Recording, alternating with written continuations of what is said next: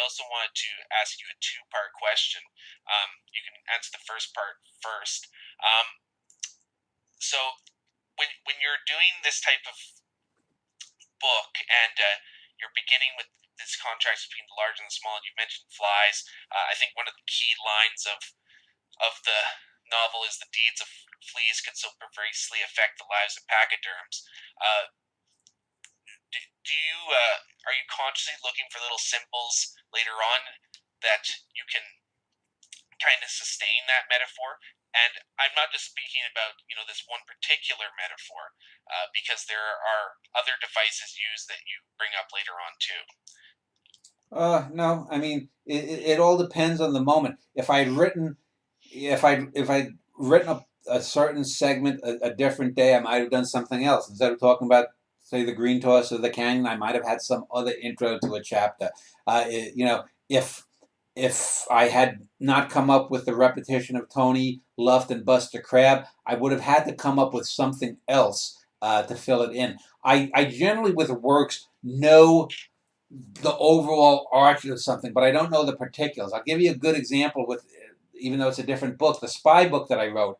I wanted to end my spy book the way that La Dolce Vita, the film, ended. I wanted to have the main character not understanding something and another character explaining to him. But instead of having the Marcello Mastroianni character, the spy like Mastroianni, not hearing a girl speak to him over the roar of an ocean after they discover this manta ray or something.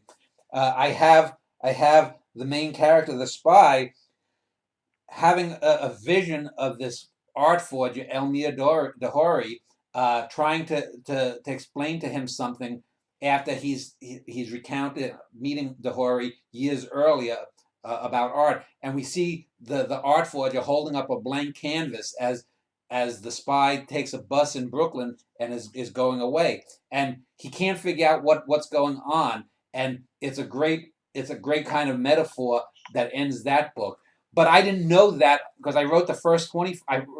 It's 27 chapters. I wrote chapter 1 and 27 the last. I wrote the 25 chapters in between first because that's the bulk of the book. But I knew how I was going to start the book with the cat getting run over, and I knew I wanted to end in the La Dolce Vita fashion.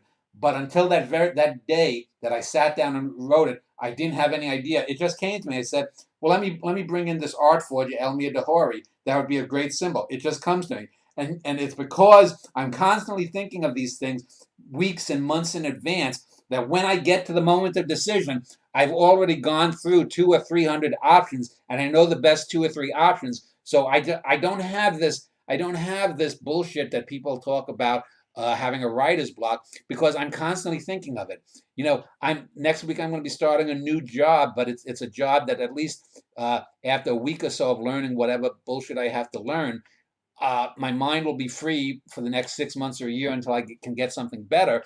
But I will be constantly going through these things, running through these scenarios, so that when it comes to make a decision on something, I just have two or three. I've already culled out 2 or 300 lesser options, and I've just got 2 or 3 options, and it's just what strikes me of those 2 or 3 at the moment as the best option.